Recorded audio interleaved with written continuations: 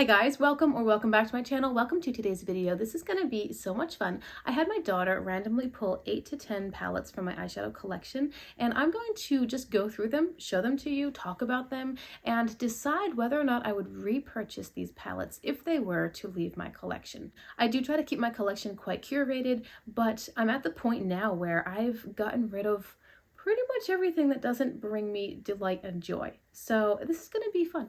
If you're new here, hey, my name is Rachel. I'm a homeschooling stay-at-home mom. I like eyeshadow. I filmed this look. It's linked in the description box. And let's now just get going and talk about this pile of palettes. I have not looked at these palettes ahead of time. My daughter just pulled them away from the rest of them. I grabbed them and sat down, and here I am to film. I know generally which ones she got, but I didn't look at them ahead of time. So this is kind of diving in both feet first, and it's going to be so much fun because I love to talk about eyeshadow palettes. I filmed this look, as I said in the intro. It's linked down below in the description box, and I did use one of the palettes that will be featured in today's video. So let's just talk about them. I think she pulled 8. Yes, she pulled 8, and that's perfectly fine because I'm doing this while my baby naps, and it might not last for long. Let's go. First palette she pulled was the Nomad Paradise Islands palette. Now, this was given to me by another YouTuber. I buy almost all of my palettes secondhand. A few have been given to me, and a few I have purchased new, but this one was given to me. I think this one's lovely. Honestly, I just love the tropical springtime Caribbean sort of feel of this palette. It's so bright, so light and airy and fun. It's really fun. Now, I will admit I don't reach into it a lot, and I'm not sure why. I think it's because it doesn't go super deep, and the shades that are super light are not my preferred formula. These are the two darkest shades, and really they're midtones. They're not even dark leaning midtones. They're pretty much just midtones.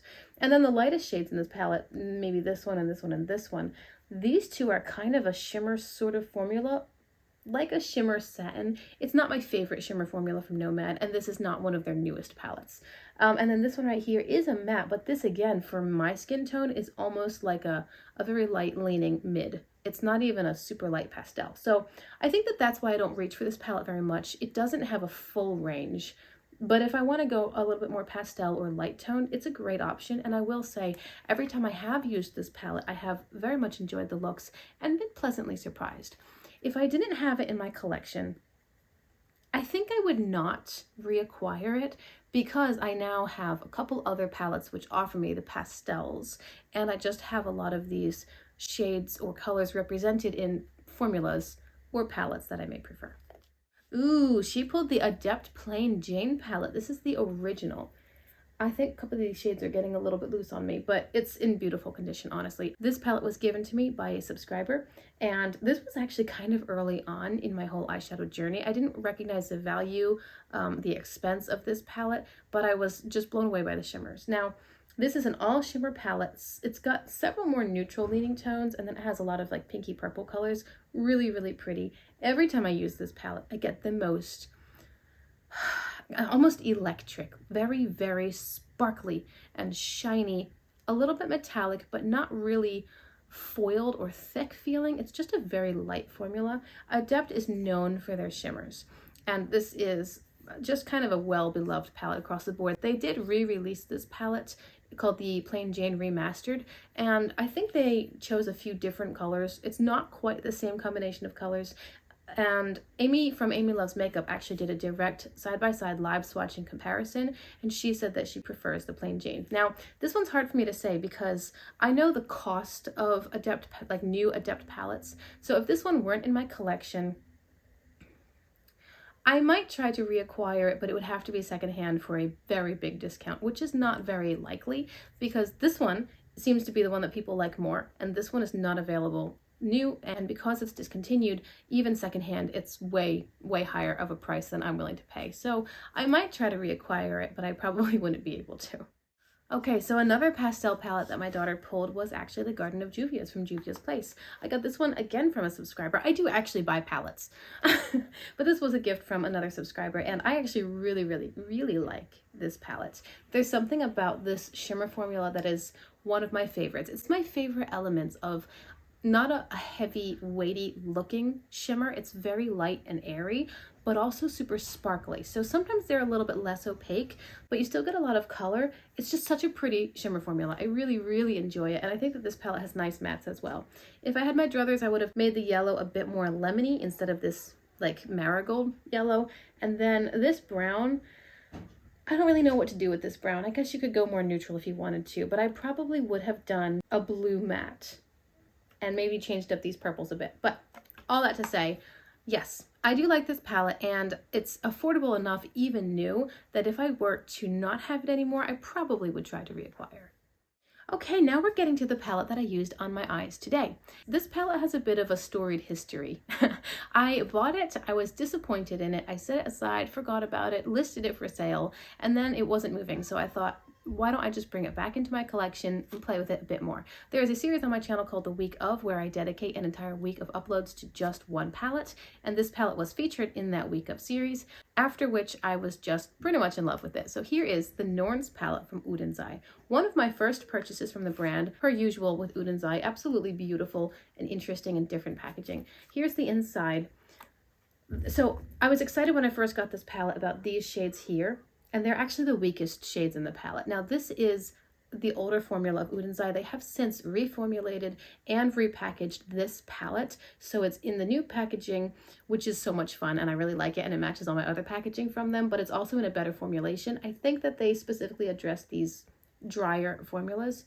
I want that one. I'll just say right here, yes, I would try to reacquire this palette if it were no longer in my collection. I can't quite justify it right now because I don't use it so much that, like, I've hit pan and I want to get it again.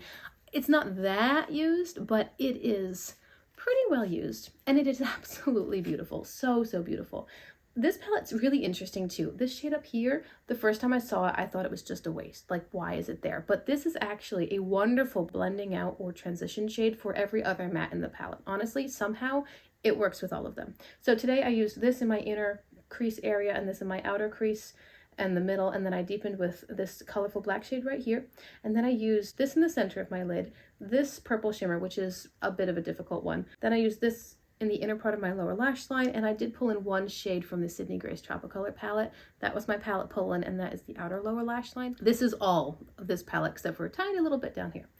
Anyway, this shade here is such an interesting shade. It's kind of a pewtery, silvery base, but it has like a pink, purple, gold kind of shift. And then Pink Chameleon is on my inner corner. I guess I forgot to say that too. It's on my inner corner and the very inner part of my lid space. It is a very iridescent white, green, pink kind of shift. This one has hard panned on me a little bit. So this is a great palette, and yes, I would 100% try to reacquire or just repurchase this one in the newer formulation for an even better experience. But even in the old formulation, it's amazing. Okay, we've got some Blend Bunny here. I have 3 palettes from Blend Bunny, and I think my daughter pulled 2 of them. So the one that we're going to talk about now is their mermaid siren themed one. That was like a big theme last year. Did you guys notice? Here is the Lure palette from Blend Bunny Cosmetics. I think this one's really lovely, honestly, and this is this was my first Blend Bunny palette. I bought this one new. See, I told you I do purchase my own palettes now and then, more often than not. I did buy this one new on launch because I fell in love with the color story. I at the time had the ColourPop Aurora Struck palette, which honestly I might prefer that color story a tiny bit more. I couldn't quite tell you why. Maybe because it has more gray based tones in there. I'm not sure. But the formula of this is far superior. I owned that palette. I decluttered it. I have this one. This is beautiful. This is where I learned that the Blend Bunny formula, especially the mattes, was amazing. They're so easy to work with. They're very, very, very, very pigmented. In fact, this whole row of almost pastels, sometimes I put on, like, just dab it on and it's too much and I have to try to buff it away. There is crazy payoff in these shades. Beautiful. And then the shimmers are really lovely. They're really good quality. And again, my preference, they are a little bit lighter and more sparkly rather than wet and metallic. It's a fine line, but I have found the formulas that I prefer that give me what I'm loving. Blend Bunny is one such formula. This palette doesn't get quite as much use as I thought that it would.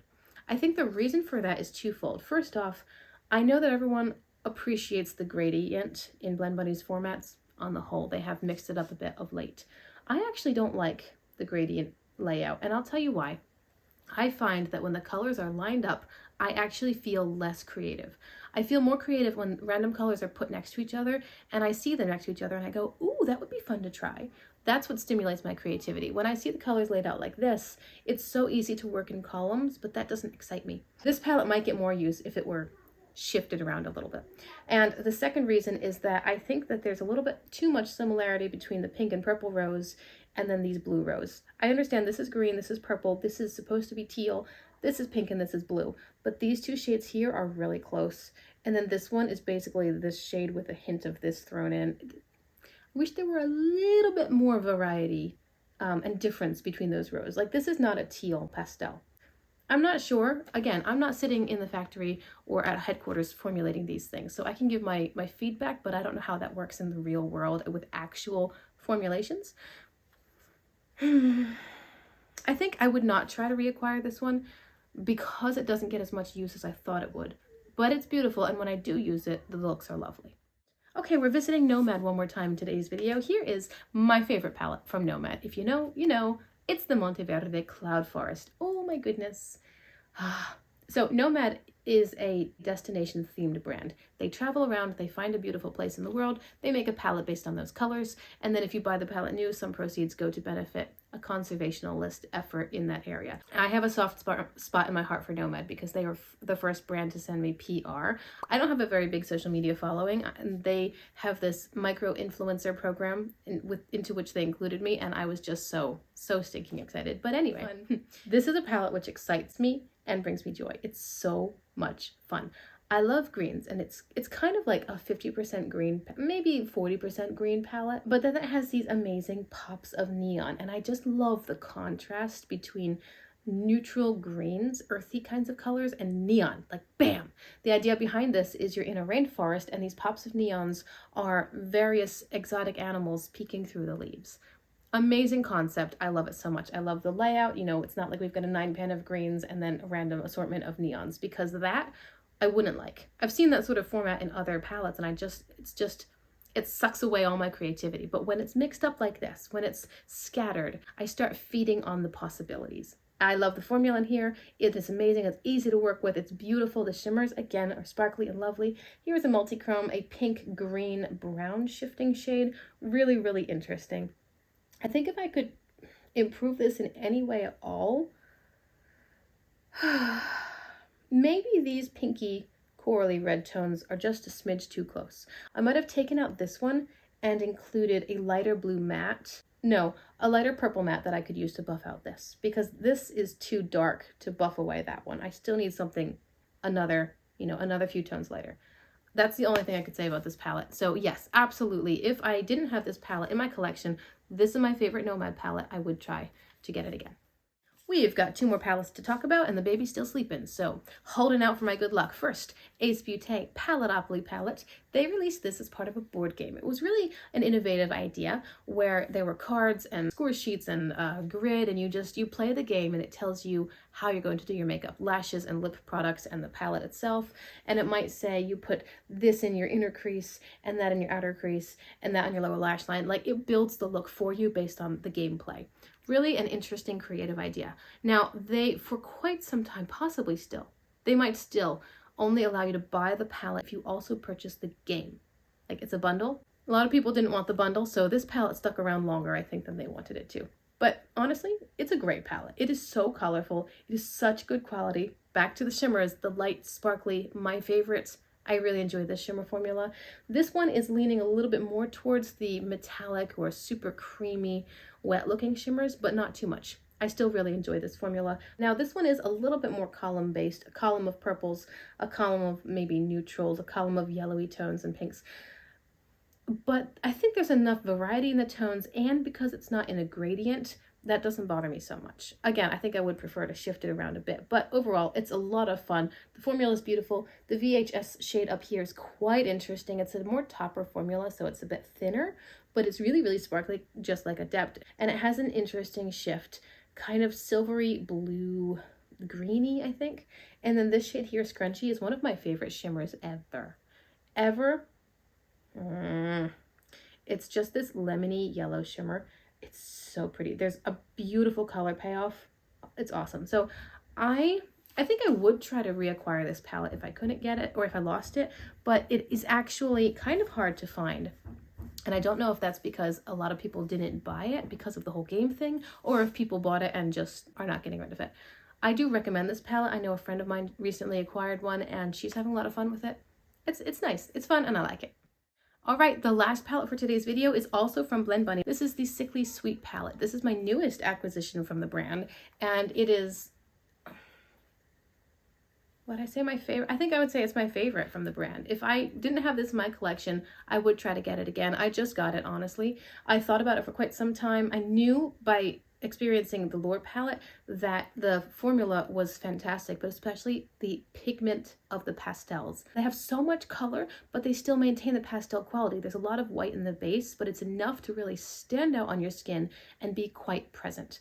Obviously, a couple of them perform maybe a little bit better than others. That's the nature of pastels, I think, but these are really good. And I especially like this palette because it has a range of depth. It's not only pastels. You do have a lot of pastels, but it has a couple of midtones and a couple of deep tones. So I can get a full look to my aesthetic with just this palette, including an inner corner highlight, which a lot of palettes can't boast. And it has beautiful shimmers. Again, the beautiful, sparkly, lightweight formula that I am so enjoying. I think this is great. You could even go a little bit more neutral. If you picked these sorts of colors here, maybe get something a little bit quieter. But because it's pastels, it's not a big, loud, in-your-face kind of look. It's not like the Monteverde with its neons. This is going to be a little bit quieter anyway. You could smoke it out if you want. You could go all shimmer with just a little bit of crease work. You could just keep it all pastel and have a lovely multi-chromatic pastel look. It's fun, it's great quality, and I'm really happy to have in my collection. So yeah, I think that if I didn't have Sickly Sweet, I would try to get it again. There we have it. That is everything. Those are the last 8 palettes that my daughter randomly selected. I don't know if I have a playlist on my channel for this sort of thing, but I do have comparable videos. I've done this video idea, I think, at least 3 other times. So check my channel if you're curious. There are literally hundreds of videos on my channel. It's all about eyeshadow. Some chatty videos, some rankings, collection tours, declutters, comparisons. There's a lot of content there. I hope you'll explore it if you're curious. Thank you so much for being here today. I do hope that you've enjoyed this video and you will consider subscribing before you go. Like the video if you want to because it's good for the algorithm. Comment if you want to. I'd love to hear your thoughts. Of course, do you have these palettes? Do you love these palettes? Do you feel differently? Would you absolutely want to reacquire one that I would have gotten rid of? I always appreciate talking to you guys in the comments. I look forward to seeing you in my next video. Bye.